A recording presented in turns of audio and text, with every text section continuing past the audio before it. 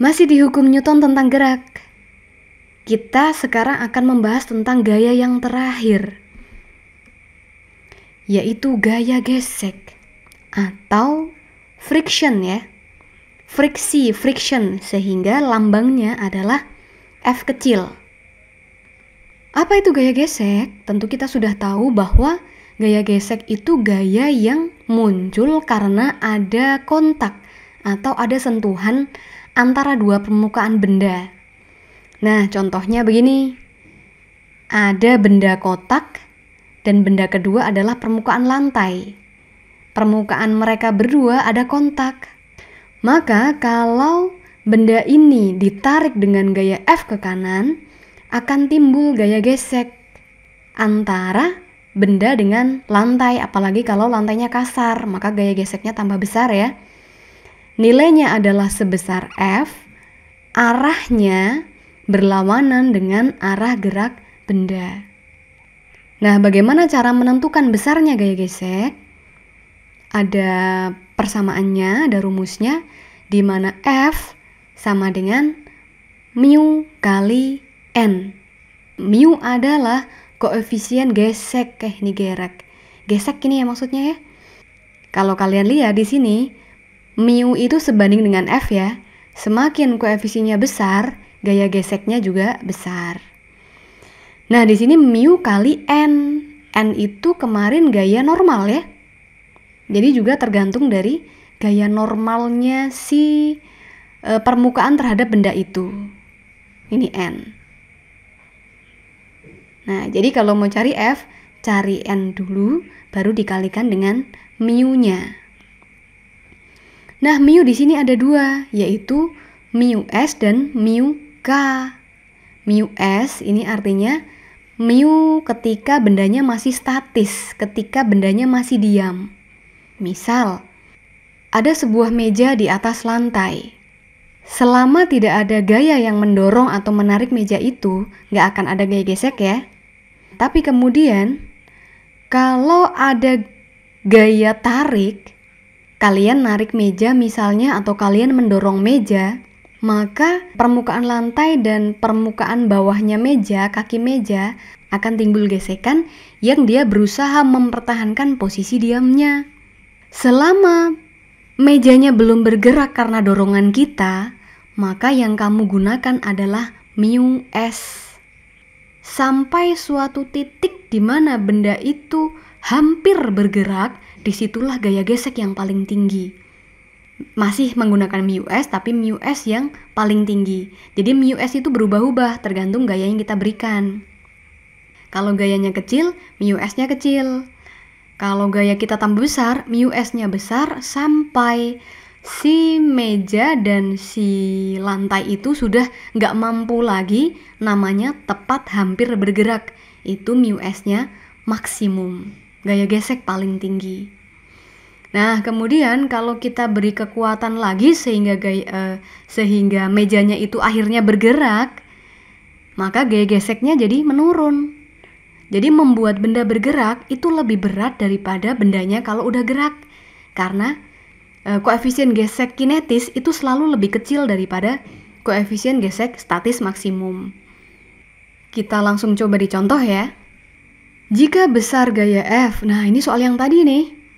Bendanya sama ya, benda 1 10 kilo, benda 2 10 kilo, lalu gayanya adalah 100 Newton. Bedanya kalau yang tadi lantainya licin, jadi nggak ada gaya gesek. Nah, sekarang ada mu K. Mu K tadi berarti koefisien gesek kinetis, yaitu koefisien gesek ketika bendanya bergerak. Berarti secara tidak langsung kita tahu bahwa sistem ini nih bergerak.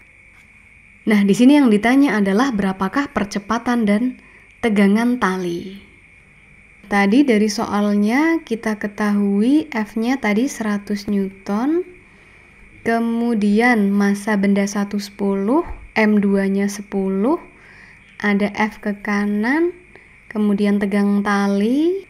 Kemudian di sini ada lantai kasar. Lantai kasar berarti ada gaya gesek ya. Gaya geseknya tadi prinsipnya gaya gesek selalu melawan arah gerak benda. Arah geraknya kemana ini tadi? Kalau ditarik ke kanan maka iya, kemungkinan iya tentu saja dia akan bergerak ke kanan. Kalau arahnya ke kanan, gaya gesek itu menghambat ya, menghambat gerak benda. Maka kita gambarkan gaya gesek antara benda satu sama lantai. Nah, arahnya ke sini. Kita beri nama dia F1. Kemudian ada benda 2 sama lantai, maka di sini muncul gaya gesek yang kedua. Kita beri nama F2. Gaya gesek tadi rumusnya kan mu kali N ya. Maka kita gambarkan N-nya. Dari permukaan ke atas, tegak lurus ini ya. Ini N. Ini berarti N-nya N1. Ini juga, ini N2. N itu kan nggak ada rumusnya tuh. Kita lihat gaya-gaya yang terlibat. Nah, di sini N-nya tentu saja ada hubungannya dengan berat. Di sini ada massa, maka dia pasti punya berat W1. Di sini massa, maka tentu ada W2. Adakah gaya lain?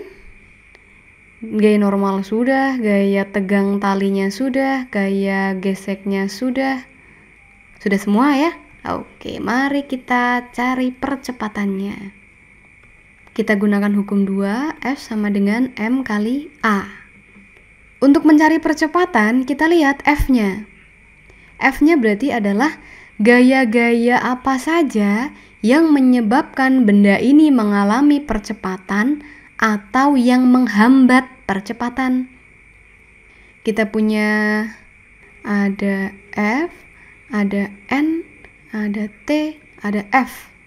Nah, apakah F besarnya tarikan ini mempengaruhi percepatan gerak? Iya, maka tulis. Nah, sekarang arahnya. F arahnya ke kanan, geraknya, percepatannya arahnya ke kanan. Maka positif apa negatif? Betul, positif. F positif. Lalu, normal. Apakah gaya normal menyebabkan bendanya bergerak atau terhambat? Ngefek nggak? N tuh arahnya ke atas, sedangkan geraknya arahnya ke kanan atau ke kiri. Berarti ngefek nggak? Nah, gaya-gaya yang arahnya ke atas dan ke bawah, ada W juga ya.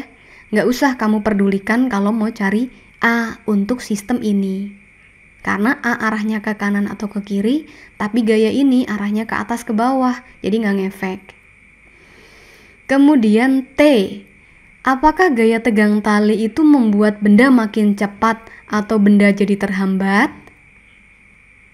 Tidak, di tengah-tengah ini ya, nggak ngefek, jadi nggak usah kamu pedulikan. Kemudian F, gaya gesek. Apakah gaya gesek itu adalah gaya yang membuat benda itu bergerak cepat atau justru menghambat? A. Iya, karena gaya gesek ini yang menghambat. Kalau ini licin bisa jadi lebih cepat. Tadi percepatannya 5 ya di bahasan tentang gaya tegang tali. Nah, gara-gara ada gaya gesek, saya kira nanti percepatannya jadi turun, jadi lebih kecil. Ngaruh ya? Oke, mari kita tulis F-nya. Di sini kebetulan F-nya ada 2. Ada F1 dan ada F2. Bagaimana arahnya? A, percepatannya arahnya ke kanan. Tetapi F1 arahnya ke kiri. Maka min F1. F2 juga ke kiri. Jadi berlawanan dengan A. Maka min lagi F2. Habis ya? Sama dengan M-nya tentu saja di sini dua-duanya ya. Karena dua-duanya ini gandengan, maka satu bergerak, ya dua-duanya juga bergerak. Kita anggap jadi satu sistem. Kali A. Kita mau cari A ya. Lebih suka angkanya dimasukin dulu atau rumusnya yang kita otak-atik? Sesukamu ya. Misal di sini saya pengennya rumusnya aja yang kita otak-atik. Di sini A dot A kali, maka M1 M2-nya kita pindah ruas jadi di bawah ya. F dikurangi F1 dikurangi F2 dibagi M1 plus M2. Ini ya untuk menentukan A-nya. Nah, F-nya ada 100. Gaya gesek yang pertama ada nggak nilainya? Aduh, belum dicari.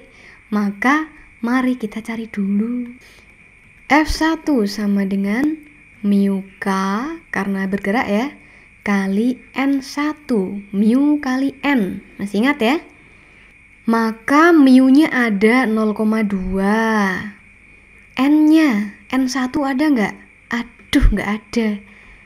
Cari dulu. Nah, soal kita beranak nih. Gaya normal itu kan nggak ada rumus jadinya ya. Tergantung besarnya N itu tergantung dari hukum Newtonnya. Untuk mencari N, kita perhatikan gaya-gaya yang arahnya ke atas dan ke bawah aja, yang searah sama N. Nah, menurutmu, benda ini untuk arah atas dan bawah, dia bergerak tidak? Kalau bergerak berarti benda ini terbang atau melesak ke bawah. Gerak nggak?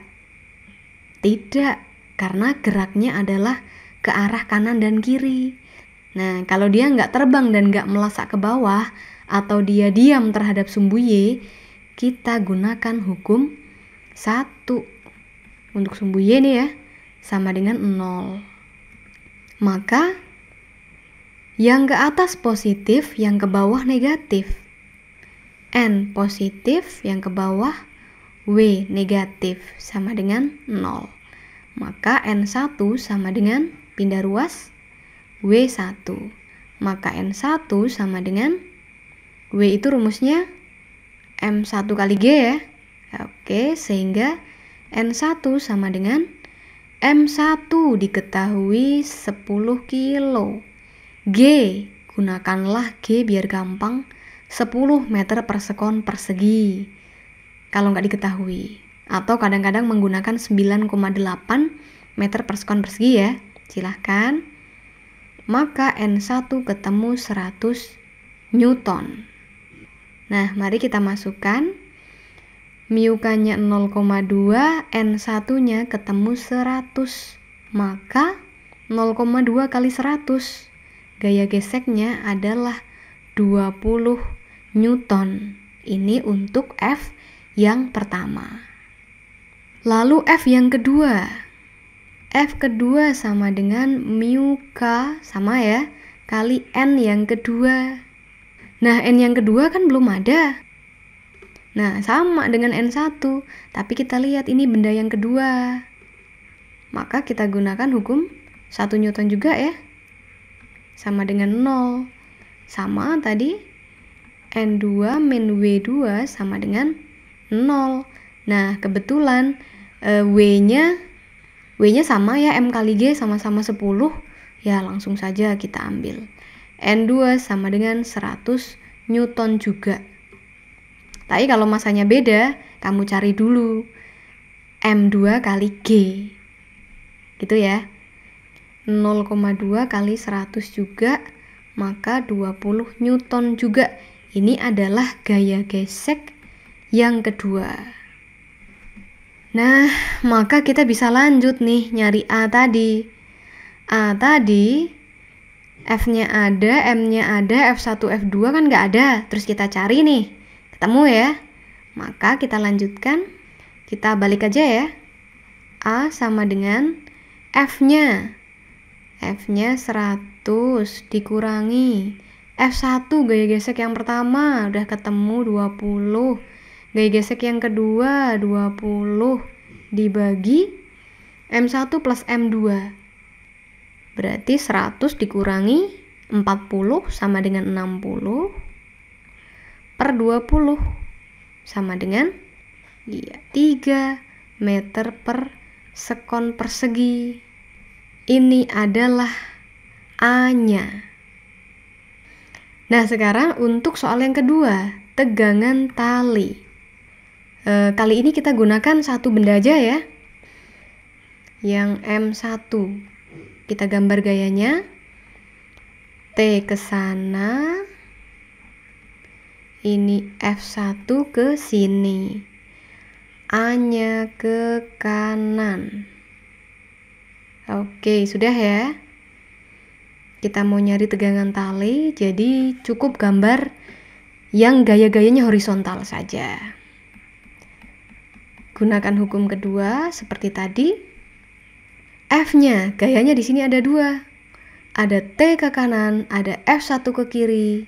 T searah, F1 berlawanan.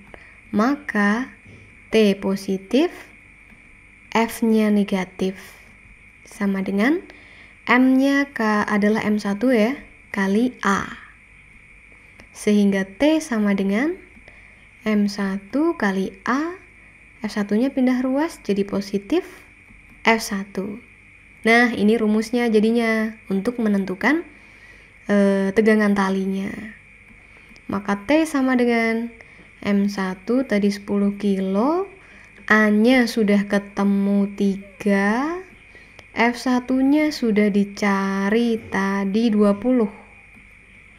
Maka 3 kali 10, 30 ditambah 20.